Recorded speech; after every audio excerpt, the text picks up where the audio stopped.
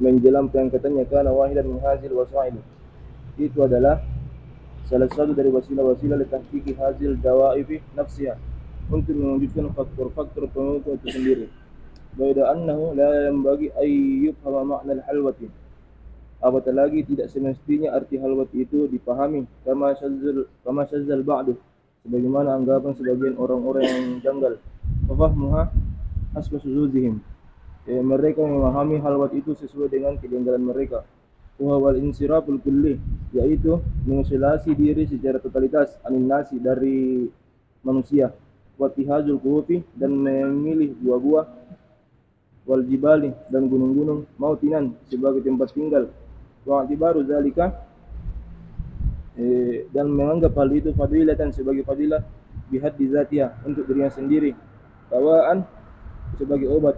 Islahil hali, untuk memperbaiki keadaan, kama dzakarna, sebagaimana yang telah disebutkan. Wa dawa'u, adapun obat itu, la yang bagi ay yu'haza illa biqadarin, tidak pantas untuk diambil kecuali sesuai dengan kadarnya. Wa indal luzumi, dan menurut kelazimannya. Wa illa, jika tidak, in qalaba ila da'in, maka itu akan berubah menjadi racun. Yang bagi tauqi minhu, sepantasnya ia menjaga hal itu. Wa ra'aita fi tarajumi shalihin, dan jika engkau melihat pada penjelasan sebagian orang-orang saleh, man istamarra 'alal halwati, yang melanjutkan tradisi-tradisi halwat, wal ibtiadu anin nasi, dan menjaga jarak dari manusia, famaradda dzalika ila khalatin khassa bihi, maka hal itu dikembalikan pada suatu kondisi yang tertentu. Walaysa amaluhu hujjatan 'alan nasi, maka tiadalah perbuatan itu menjadi hujjah bagi mereka. Bismillahirrahmanirrahim.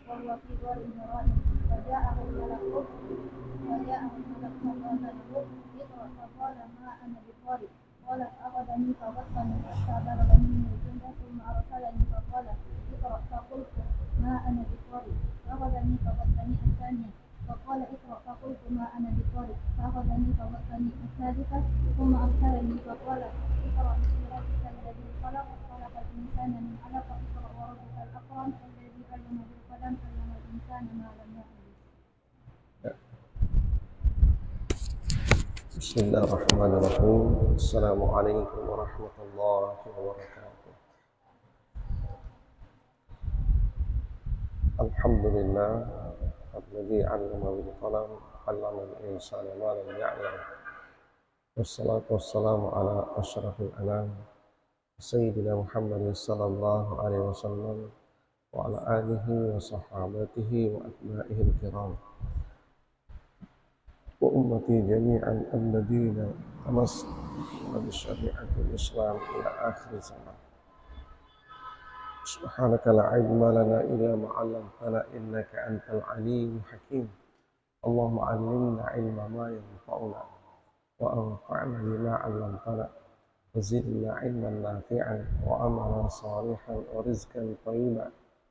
Allahumma inna na'udzubika min 'ilmin la yanfa' wa min qalbin la yakhsha wa min nafsin la tashma' wa min du'a'in la yusma' wa min ha'ula'il arma'.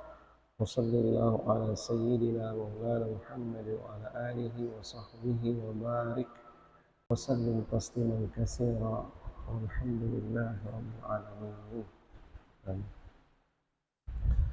Qala al-musannif rahimahullah wa nafa'na bi ulumihi fid dharain. Bada'ul wahyi. Rawa al-Imam al-Bukhari an-Sayyidah Aisyah radhiyallahu ta'ala anha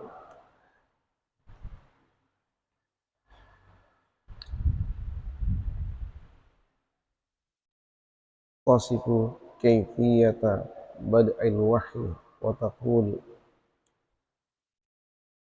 أول ما بدأ به رسول الله صلى الله عليه وسلم الرؤيا الصالحة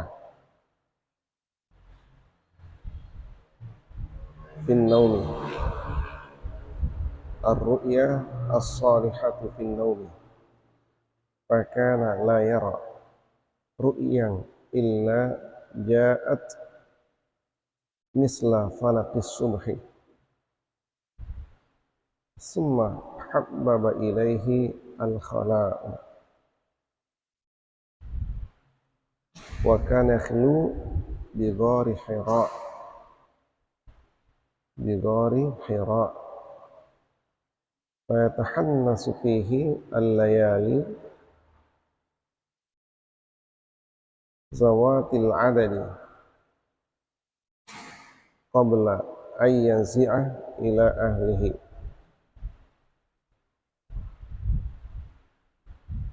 ويتزود لذلك ثم يرجع خديجة إلى خديجة فيتزود لمثلها،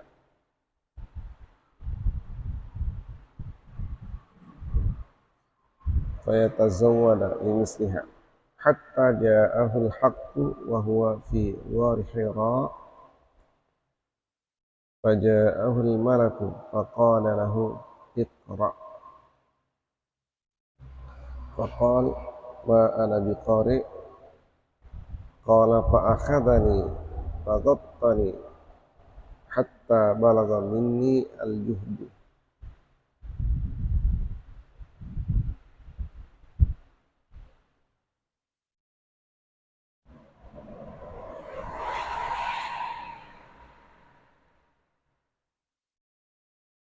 ثم أرسلني فقال اقرأ،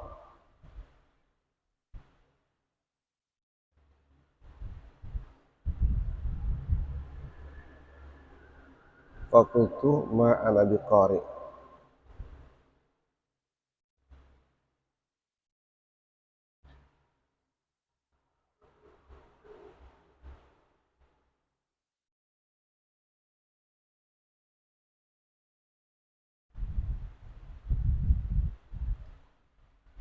فأخذني فغطني الثالثة، ثم أرسلني فقال اقرأ باسم ربك الذي خلق، خلق الإنسان من علق، اقرأ وربك الأكرم الذي علم بالقلم، علم الإنسان ما لم يعلم. فرجع بها رسول الله صلى الله عليه وسلم يرجف فؤاده ila akhir fakrah.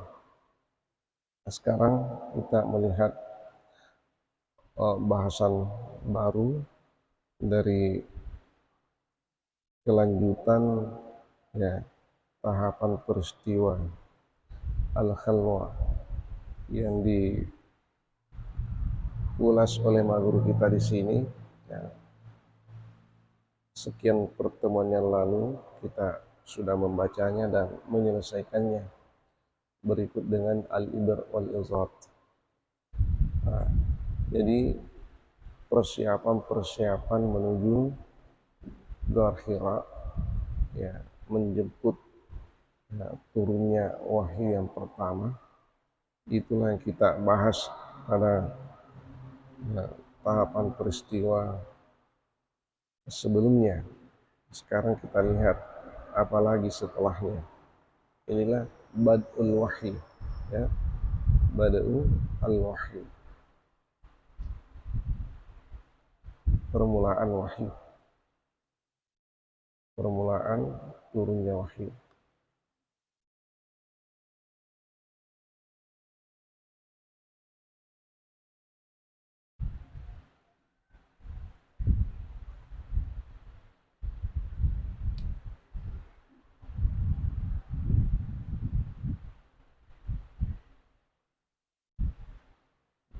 Ya.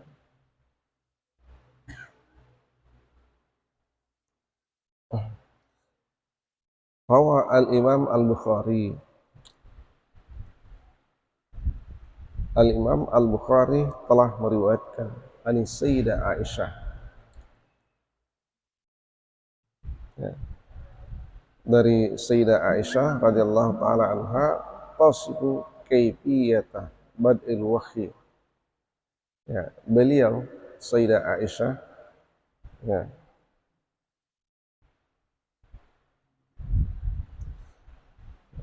menerangkan, ya, kaifiyat, ya, atau ya mengilustrasikan kaifiyat permulaan wahyu, ya, bagaimana terjadinya permulaan wahyu itu. Ya, ini nanti Sayyidah Aisyah yang, ya, menyampaikan, ya, secara runtut cerita yang beliau dapatkan dari Rasulullah Sallallahu Alaihi Wasallam. Yang jelas pada saat itu beliau belum menjadi istri Rasul, ya, karena, ya, beliau dinikahi oleh Rasulullah setelah wafatnya Khadijah radhiyallahu anha. Sementara, ya, pada saat Rasul dilantik menjadi Rasul, ya, istrinya hanya satu, ya, istrinya hanya satu, hanya Khadijah radhiyallahu anha. Itulah istrinya yang pertama dan yang utama, dan hanya itu pada saat itu. Nanti Khadijah radhiyallahu anha wafat, baru menikah dengan Sauda, menikah dengan Aisyah.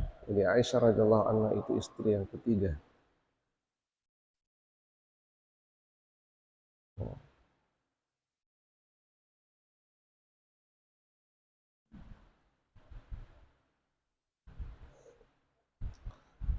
Namun dalam riwayat Al-Bukhari ini, ya, dikutip cerita dari Sayyidah Aisyah radhiyallahu anha.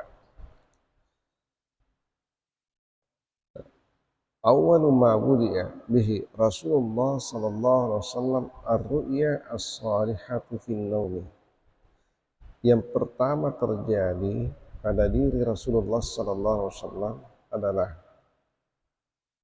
ar-ru'ya as-salihah.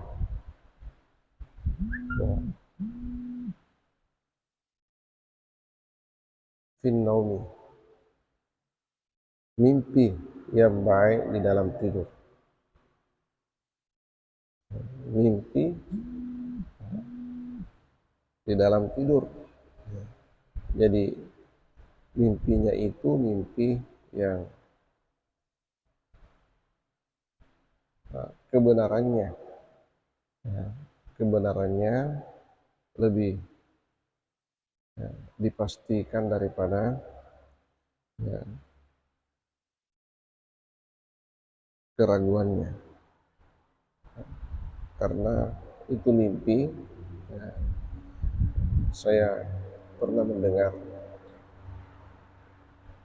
ya, ahli tafsir mimpi, ya, wallahu alam ini kebenarannya. Ahli tafsir mimpi itu katanya, kalau ada orang yang mimpi di awal malam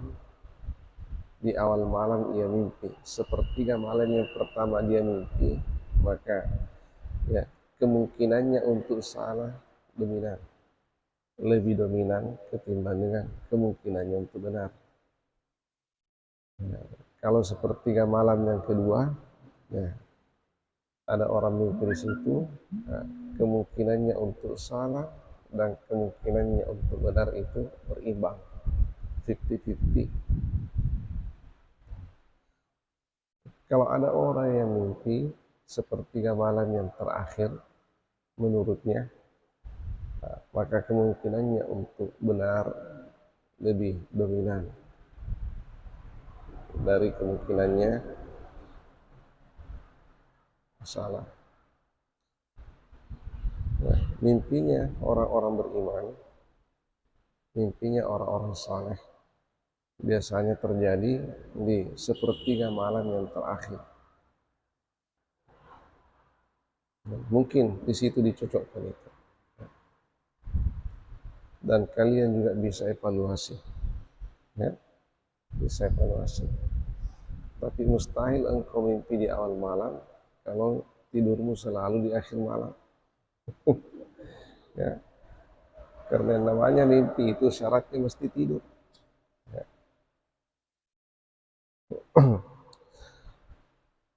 Fakana la yara ru'yah illa ja'at.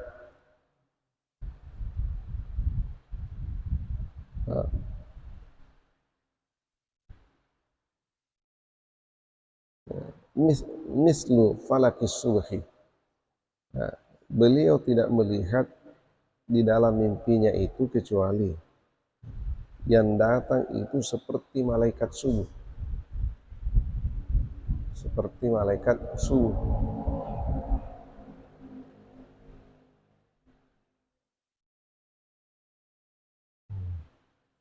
Jadi ketika itu beliau masih melihat malaikat itu dalam mimpi. Ya. Lalu tidak juga disebutkan bahwa malaikat yang beliau lihat itu adalah malaikat Jibril. Nah, ini pertanda bahwa mimpinya Rasul ketika itu belum bisa, ya, dihitung sebagai Rasul. Ya. Karena awal mula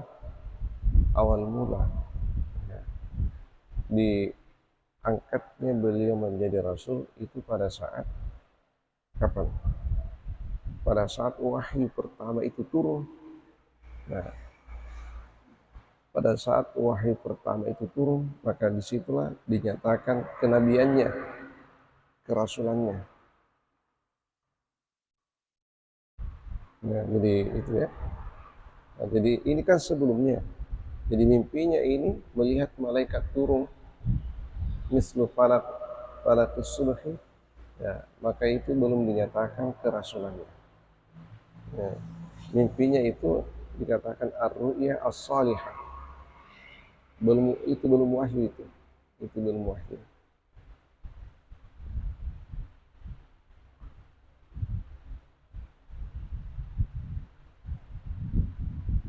Ya.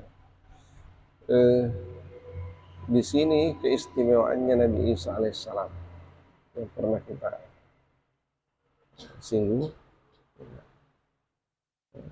karena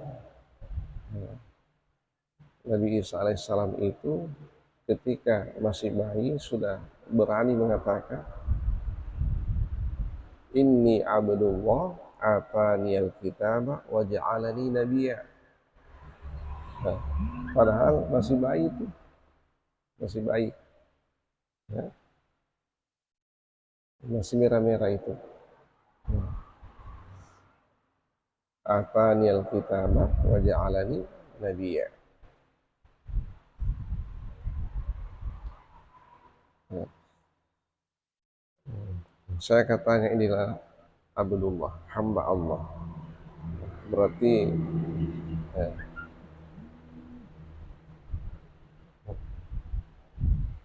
beliau mengaku Abdullah, hamba Allah. Kemudian ataniyal kitabah. Ketika mengatakan ataniyal kitabah, dialah Allah yang menganugerahkan kepadaku Alkitab, Injil. Nah, berarti bukan hamba biasa itu ketika kitab suci diturunkan kepadanya. Lalu kemudian dipertegas waj'alani nabiyya. Dialah Allah menjadikan aku sebagai nabi. Jadi hamba Allah dulu, ya, meningkat, Alkitab diturunkan kepadanya, lalu ya beliau pertegas bahwa dialah Allah yang menjadikan aku sebagai nabi. Nah, jadi masih kecil sudah jadi nabi.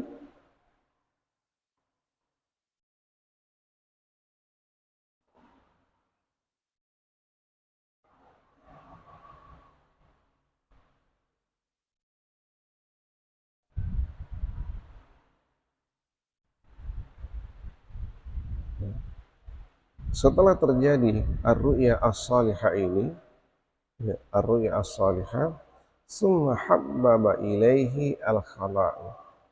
Summa habbaba ilaihi al-khala'u. Maka Rasulullah itu senang, ya, senang al-khala', bersepi-sepi, bersunyi-sunyi. Jadi firasat kenabiannya Rasulullah itu sudah hadir di dalam jiwanya setelah ar-ru'ya as-salihah itu.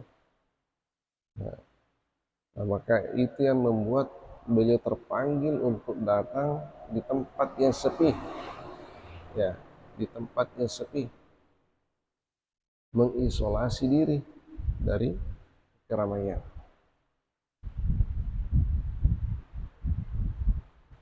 Nah, jadi itu panggilan panggilan ilahi sudah datang, ya.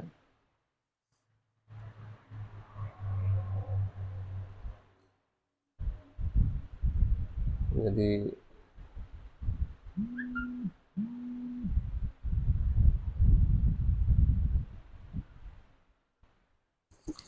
terus wa kana yakhlu bi ghari Hira, dan beliau itu, ya, bersepi-sepi di gua Hira.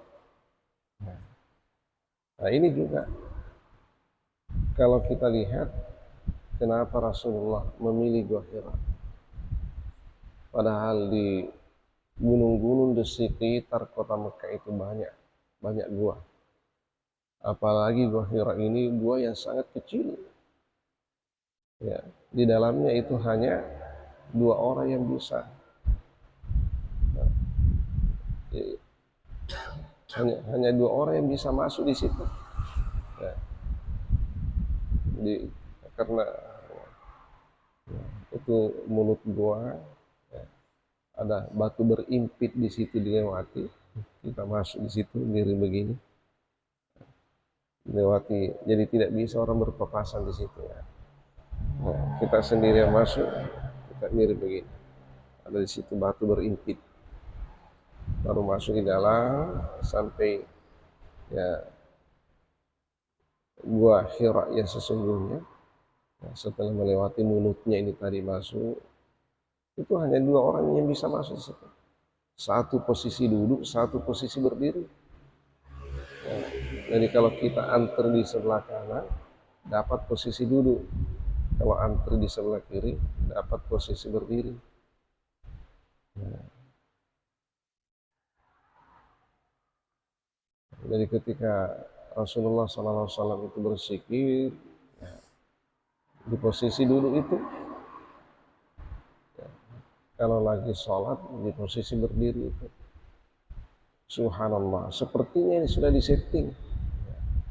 Nah, cuma yang kita pikir di mana beliau berbaring itu, di mana beliau tidur itu.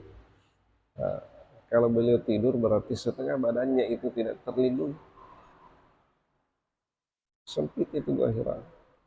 Nah, pertanyaan, kenapa gua itu sementara banyak gua yang lain? Hah?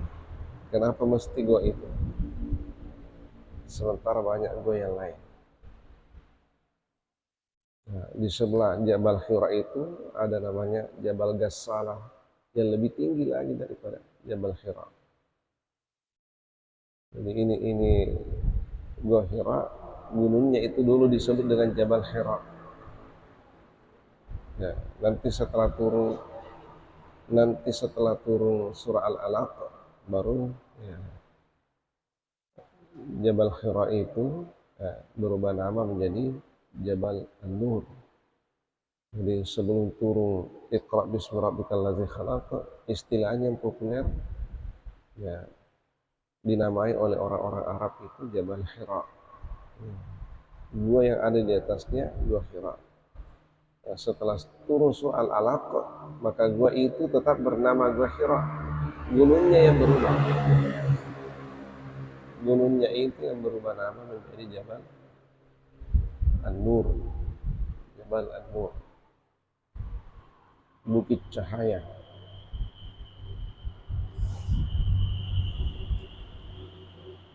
Nah, jadi ini pula, ya, kita pahami bahwa tidak sembarang Rasulullah memilih tempat, pasti itu petunjuk dari Yang Maha Kuasa.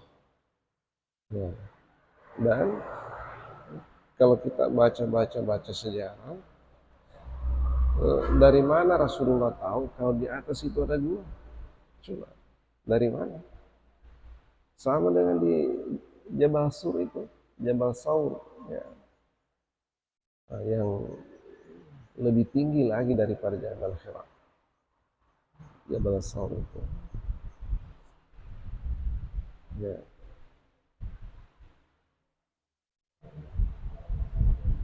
Di Jabal Saur itu agak luas sedikit di situ ya. Guanya agak luas sedikit. Ya. Begitu masuk mulut gua, ya. Begini, masuk di mulut gua, langsung menanjak sedikit begini, langsung duduk di situ. Jadi disitulah dulu bersembunyi Rasulullah dan Abu Bakar Siddiq. Ya. Kalau orang melihat dari depan, maka orang yang di dalam itu tidak kelihatan memang. Kecuali kalau jongkok baru bisa kelihatan kakinya. Kalau berdiri tidak bisa melihat. Yang dilihat adalah batu. Karena mulut gua langsung batu. Ya. Di mulut gua, ya. Kemudian di belakangnya itu ada batu. Jadi batu yang terlihat dari depan. Nah, nanti kalau orang masuk baru naik sedikit begini. Nah, tapi kalau kita jongkok, kelihatan kakinya orang. Nah, kalau Jabal Saur, ya, saya tidak habis pikir kenapa Rasulullah sampai pilih tempat ini. Jauhnya, tingginya, dan susahnya. Ya, bagaimana kondisinya itu 1400 tahun yang lalu lebih. Nah, sekarang kan sudah, ya, setiap hari ada saja orang yang naik di atas itu. Nah sekarang saat itu batu cadas kita lewati naik sampai bisa dapat gua itu. Nah berapa? 3 jam kita jalan kaki baru bisa tunggu. Itu pun, ya, yang datang itu orang yang kuat-kuat semua. Kalau perempuan mungkin lebih lama lagi. Ya Allah, coba. Nah, siapa yang memberitahu Rasulullah kalau di atas itu ada gua? Pada saat itu, kalau sekarang ya memang kita tahu. Tapi dulu Rasulullah siapa? Nah jadi ini menandakan bahwa ada bisikan-bisikan ilahi, ya, yang berhembus masuk ke dalam hatinya sehingga beliau sepertinya diremot, ya. Wahai Muhammad, tempat yang paling aman untukmu di sini. Tempat yang paling aman untukmu di sini. Ya. Subhanallah.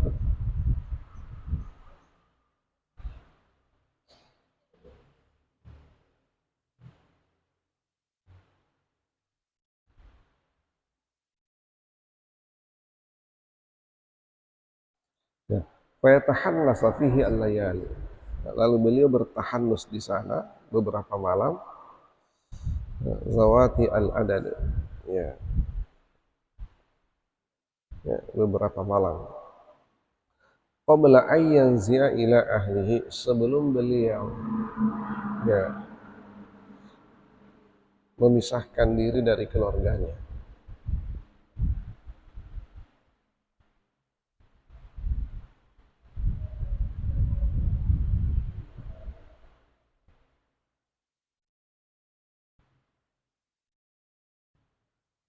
Memang sudah Rasul sering-sering ke sana bertahanus, ya. Nah, lalu, ya, ada suatu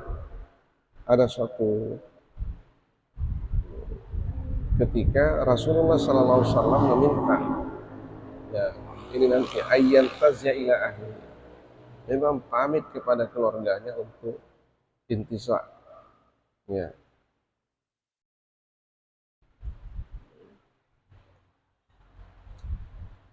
Ketika itu wa tazawwada lidzalika, beliau mengambil perbekalan.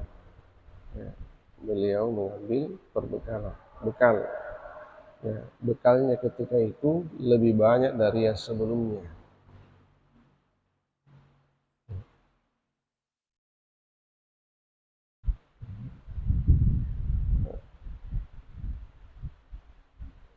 Summa yarji'u ila Khadijah fatazawwadu limisliha. Kemudian beliau kembali lagi kepada Khadijah, lalu mengambil lagi perbekalan yang sama.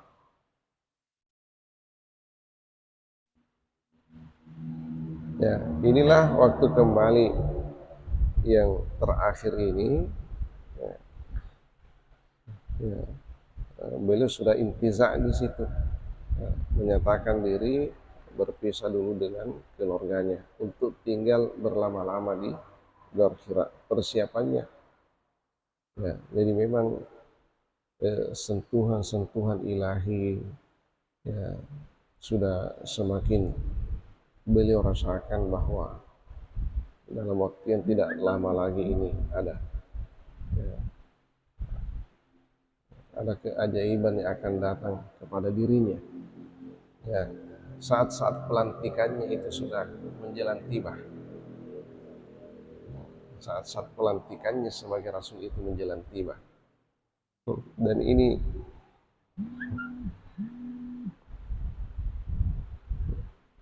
hatta ja'ahu al-haqqu wa huwa fi ghar Hira, sampai al-haqq, kebenaran itu mendatanginya sementara beliau berada di Gua Hira. Ini al-haqq, itulah wahyu itu yang turun kepadanya, yang diantar oleh malaikat Jibril, yang sebelumnya itu beliau hanya melihatnya di dalam mimpi, ar-ru'ya as-salihah.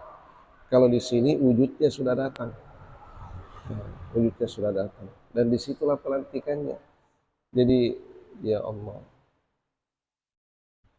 ini Rasulullah ini dilantik menjadi rasul di tempat yang sangat sepi. Ini sekarang ini kalau ada pejabat dilantik itu di tempat yang terbuka, banyak undangan.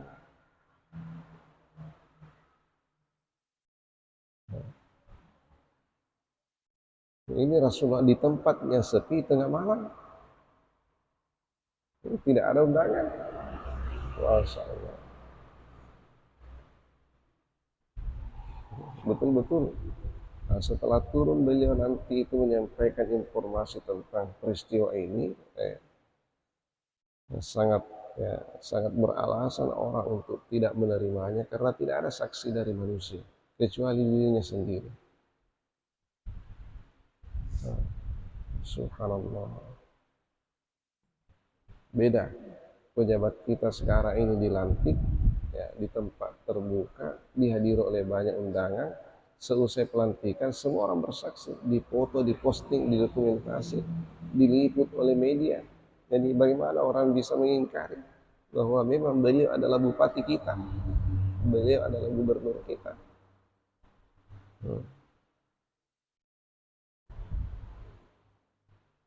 Kalau Rasulullah ketika itu belum ada Facebook, ya, belum ada media, belum ada. Andai kata hal itu terjadi pada masa kita sekarang ini, boleh saja langsung ya selfie, ya, dokumentasi. Dokumentasinya itu menjadi bukti bahwa betul-betul malaikat Jibril datang kepadanya.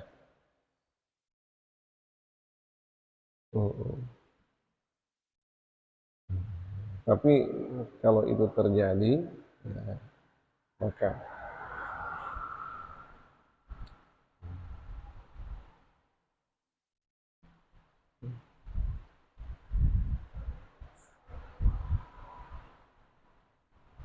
nah, ujian keimanan itu ya kurang dari yang semestinya. Karena yang dimaksud beriman itu adalah meyakini kebenaran informasi yang kita tidak lihat wujudnya secara fisik. Seperti kita beriman kepada hari akhirat. Pernahkah kita melihat akhirat? Tidak pernah. Tapi informasinya sudah datang. Iya. Kalau engkau percaya informasi itu, maka itulah beriman namanya. Tapi kalau nanti engkau percaya pada saat melihatnya, bukan beriman lagi namanya itu ya. Sama ketika ada orang mengatakan, tadi di pasar ini ikan murah. Di pasar tadi ini ikan murah. Sekarang engkau belum menyaksikan apa betul murah ikan di pasar atau tidak. Percaya tidak informasi itu?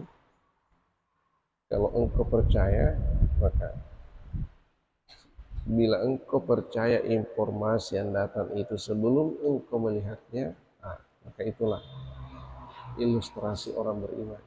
Mempercayai informasi sebelum melihat.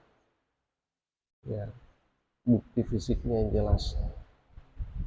Ya, tapi kalau engkau mengatakan tidak, saya belum bisa percaya apakah murah atau mahal sebelum saya melihatnya langsung.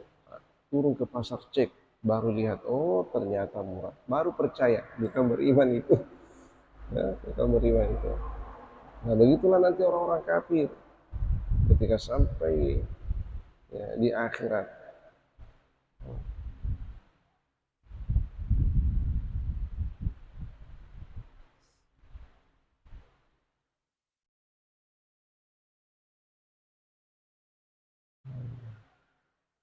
Lalu apa yang mereka katakan? Farji'na na'mal salihan inna mungkin.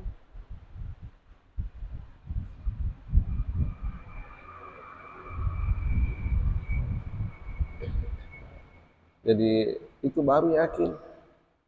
Itu farji'na na'mal salihan inna mungkin. Tidak mengatakan inna mu'minun, tidak, mungkinun, baru yakin. Jadi tidak bisa mengatakan inna mu'minun, tidak bisa. Imanmu tidak lagi diiktibarkan ketika keyakinanmu hadir pada saat engkau melihatnya. Semua orang pasti percaya kalau sudah melihat buktinya. Sekarang mampukah engkau mempercayai utusan Allah yang membawakan kepadamu berita tentang alam gaib, sementara engkau belum pernah menyaksikan alam gaib itu secara fisik? Percaya tidak? Kalau percaya beriman, kalau tidak percaya nanti ya, melihat baru percaya, bukan beriman itu, hanya yakin itu. Inna mungkinun, bukan inna mu'minun.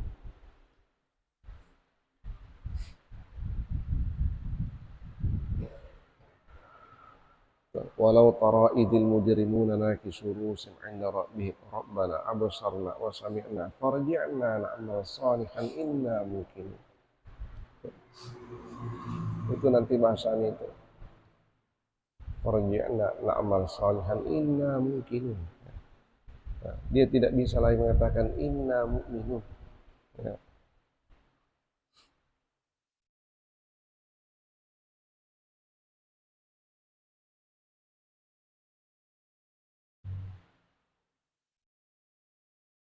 Ya. Faja'ahu al-malaku faqala lahu iqra. Nah, lalu datanglah malaikat itu. Malaikat yang dilihatnya sebelumnya di dalam mimpi, mislu falakis subhi. Ya. Sekarang ini al-malak yang datang sudah jelas fisiknya. Sudah dilihat fisiknya itu malaikat, bukan di alam mimpi lagi.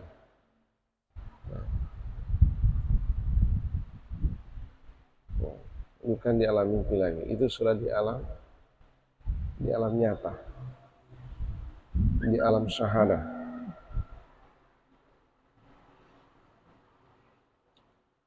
Faqala lahu iqra. Ya.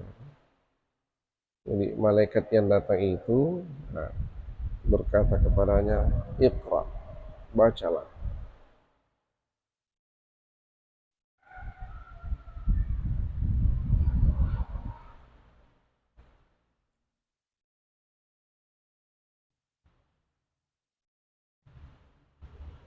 Faqala ma ana biqari.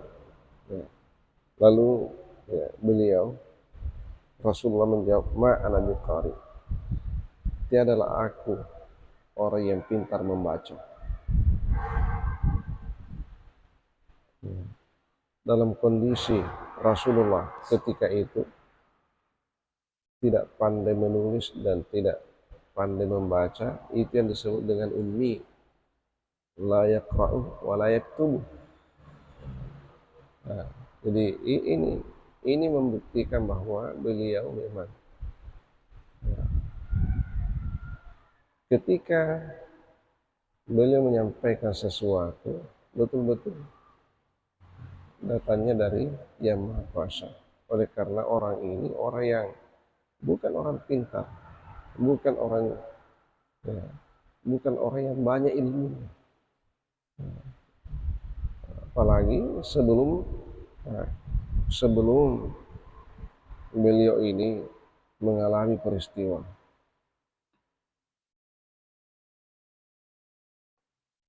di Ghar Hira ini, kita tidak tahu pernahkah Rasulullah sekolah, pernah Rasulullah itu belajar, berguru kepada seseorang, menimba ilmu dari seseorang, pernah?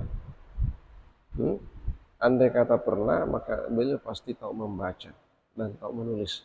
Karena tradisi membaca dan menulis ketika itu sudah dikenal oleh manusia jauh sebelum Rasulullah datang. Karena Rasulullah ini sudah sejarah. Sebelum manusia mengenal tulisan itu namanya prasejarah. Jadi sebelum manusia mengenal tulisan itu masa prasejarah. Setelah manusia mengenal tulisan, itu sudah masa sejarah. Jadi sejarah itu dimulai dari adanya manusia mengenal tulisan. Sementara nabi-nabi sebelumnya itu kan sudah wahyu yang turun kepadanya sudah ditulis. Suhufi Ibrahim wa Musa, lembaran-lembaran atau suhuf, wahyu yang diturunkan kepada Nabi Ibrahim itu tertulis, kepada Nabi Musa juga tertulis, nabi-nabi yang lain juga tertulis. Berarti manusia sudah mengenal tulisan. Ini jauh sebelum Rasulullah. Coba Rasulullah SAW dari pancar Ismail alaihissalam, istri keduanya Nabi Ibrahim alaihissalam itu yang melahirkan beliau sampai kepada Nabi Ibrahim berapa lapis itu ya? Kalau tidak salah itu 33, sekitar 33. Jadi Rasulullah itu generasi ke-33 dari Nabi Ibrahim AS. Itu betapa jauhnya itu. Ada di Ar-Rahiqul Makhtum itu ya, silsilahnya Nabi Ibrahim sampai kepada silsilahnya Rasulullah sampai kepada Nabi Ibrahim alaihissalam. Jadi kenapa Rasulullah tidak tahu menulis dan tidak tahu membaca sebelumnya? Kenapa?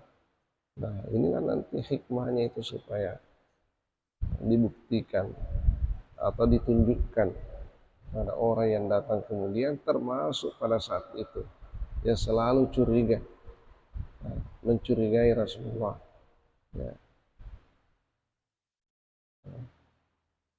Sekalipun demikian tetap ada saja orang yang curiga, mengatakan Muhammad itu kan memang orang pintar, yang dia dapatkan itu bukan wahyu, hanya karena imajinasi berpikirnya itu yang kuat, reasoning powernya itu yang kuat.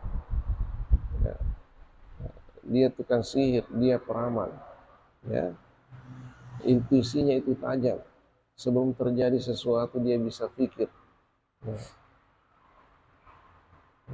Dia hebat bersair, hebat ini, hebat itu. Maka sesekali beliau itu didatangkan orang yang hebat untuk dibandingkan. Bagaimana? Apakah kehebatannya itu bisa berbanding? Ternyata tidak. Sehingga di situ juga bisa dibuktikan bahwa apa yang beliau bawa memang bukan produk manusia. Andai kata itu produk manusia, maka pasti ada manusia lain yang bisa menandinginya. Seperti syair-syair itu. Banyaknya penyair pada saat Rasulullah masih di Mekah, tapi tidak ada yang mampu membuat syair itu seperti ya kawafi-kawafinya Al-Quran. Tidak ada seindah itu dan sebanyak itu. Kalau manusia membuat pasti kentara ini. Coba lihatlah susunannya Al-Quran dengan hadis. Hadis saja itu yang kita pahami sebagai wahyu juga. Jadi kita pahami hadis itu sebagai wahyu juga, bukan hanya Al-Quran. Wa ma yantiqu 'anil hawa in huwa illa wahyu yuha. Hanya saja bahasanya itu Rasulullah, redaksinya itu dari Rasulullah. Tapi coba perhatikan, hadis berbahasa Arab, Al-Quran berbahasa Arab, kenapa tarkibnya itu berbeda? Susunan kalimatnya itu berbeda.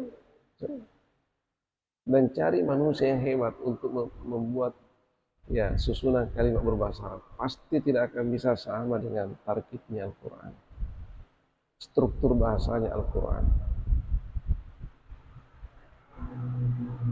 Itu.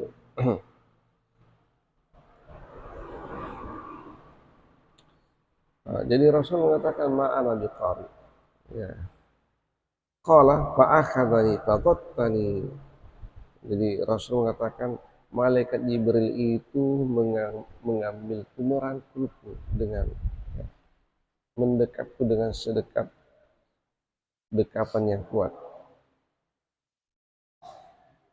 Hatta balaga minni al-juh, sampai ya bangkit semangatnya itu.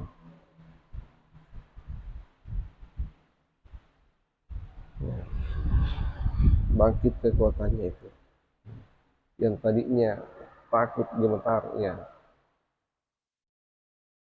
Summa arsalani, lalu beliau itu melepaskan. Ya. Beliau tadi mengambilnya, merangkulnya, mendekatnya, dottatan qawiyah, dekapannya sangat kuat. Nah, lalu malaikat Jibril alaihissalam melepas Rasulullah, kemudian menanya lagi, ikra, menyuruh lagi, ikra, bacalah wahai Muhammad. Fakultu ma'ana biqari. Jawabannya masih seperti yang pertama. Fa'akhadhani faghattani as-salisa. Lalu beliau lagi mengambilku lalu mendekatku yang ketiga. Summa arsalani, lalu beliau melepaskan aku. Faqala, lalu mengatakan lagi iqra bismi rabbikal ladzi khalaq. Yang ketiga kalinya baru lanjutnya iqra bismi rabbikal ladzi khalaq. Khalaqal insana min 'alaq. Bacalah dengan nama Tuhanmu yang telah menciptakan ya, dan dialah yang menciptakan manusia dari segumpal darah. Iqra rabbikal akram. Ya, bacalah.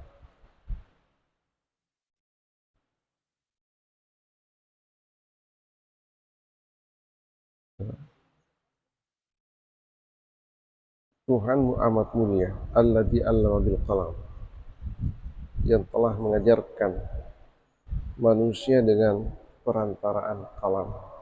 Jadi al-qalam di sini adalah media pembelajaran. Media pembelajaran. Ya, di sini dipahami bahwa ya salah satu ya, kesuksesan pembelajaran itu salah satu penentu atau penyebab atau indikator kesuksesan pembelajaran itu adalah dari medianya. Ya. Jadi allama bil qalam. Ya. Bi kemudian al-qalam. Itu menunjukkan orang belajar itu belajar efektif mesti ada media pembelajaran. Nah, untuk mengantarkan peserta didik lebih paham apa yang dimaksudkan oleh seorang pendidik. Nah, ini allama bil qalam. Allamal insana ma lam ya'lam. Dialah Allah yang mengajarkan manusia apa yang ia tidak ketahui. Jadi kita berawal dari tidak tahu, kemudian tahu. Berawal dari tidak tahu menjadi tahu. Ya, kenapa kita bisa tahu? Karena Allah yang memberitahu kita. Bagaimana caranya Allah memberitahu kita? Maka engkau harus belajar. Ya, seperti apa belajar efektif gunakan media? Itulah bil qalam. Ya, jadi jangan engkau mengira ketika belajar baru tahu, lalu bukan Allah yang memberitahu, engkau tidak. Ya. Jadi memang Allah memberitahu hambanya, ada melewati proses belajar, ada juga tidak melewati proses belajar, langsung tahu. Ya. Sekalipun ada sebagian analisis mengatakan seperti ini, tidak ada sesuatu yang terjadi tanpa melewati proses. Hanya saja proses itu ada yang langsung, ada yang tidak langsung. Ada orang kenapa bisa tiba-tiba tahu sesuatu, bukan berarti tidak ada proses katanya itu, tetap ada proses. Hanya saja mungkin prosesnya bukan pada saat itu. Ya, ada proses yang dia lewati sebelumnya. Ya, sudah pernah belajar sebelumnya tidak tahu. Ya, tiba-tiba tidak lagi belajar langsung tahu. Ya. Sebenarnya pengetahuannya dulu itu sudah ada, tapi belum terinstal masuk di otaknya, belum aktif. Tapi ilmu itu sudah ada. Nah, begitu connect, ya, sinyalnya ilmu dengan otaknya itu langsung tahu. Nah, sama dengan kalau engkau mengirim pesan, baru centang satu, ya, ini baru centang satu. Nah, sekalinya nanti jaringannya bagus, centang dua sudah bisa terbuka. Nah, di sana sudah buka. Nah, begitu juga ilmu itu.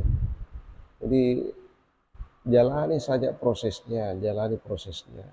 Persoalan kapan engkau paham, kapan engkau, ya itu urusan yang maha kuasa. Seperti sekarang ini, engkau selalu datang pengajian, selalu datang kuliah, yang disampaikan oleh dosen, yang disampaikan oleh guru-guru kita, kan tidak semua dipaham. Tidak semua dipaham. Kita baca kitab, tidak semua yang kita baca itu bisa dipaham. Tidak masalah, baca saja. Yang jelas proses itu lewati saja, jalani saja, perbanyak mengikuti proses. Karena suatu ketika, ya, kalau itu sudah cukup dua centangnya, langsung engkau menjadi orang pintar tiba-tiba. Nah, karena prosesnya ini sudah lama engkau jalani. Ya, ilmu itu sudah datang, tapi belum dikoneksikan. Ya, belum dikoneksikan.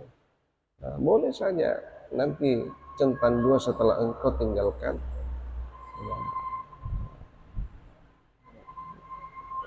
bangku sekolah tinggi atau ya ma'had alim, atau keluar dari pondok pesantren kita ini sudah mengabdi.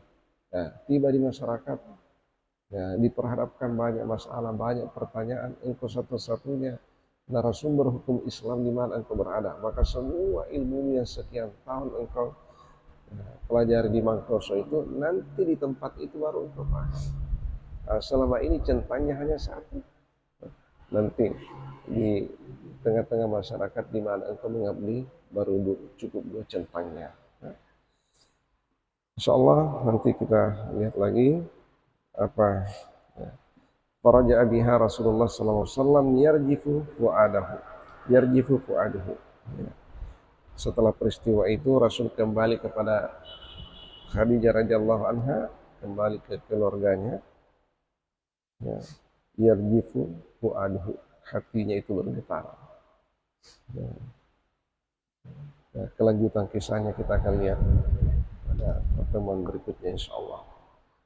Wallahu a'lam bishawab. Bismillahirrahmanirrahim. Alhamdulillahirabbil alamin. Wassallallahu ala sayyidina Muhammad wa ala alihi wa sahbihi ajma'in.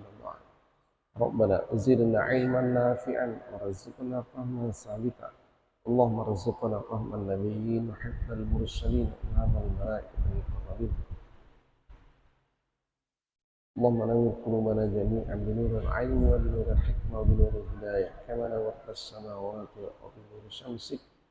اللهم اجعلنا من الذين يستمعون القول فيتبعون احسنه وصلى الله على سيدنا مولانا محمد وعلى آله وصحبه وبارك وسلم تسليما كثيرا والحمد لله رب العالمين. وما توفيقي إلا بالله على توكلت وأنيب بالله التوفيق والدعوة والإرشاد. السلام عليكم ورحمة الله وبركاته.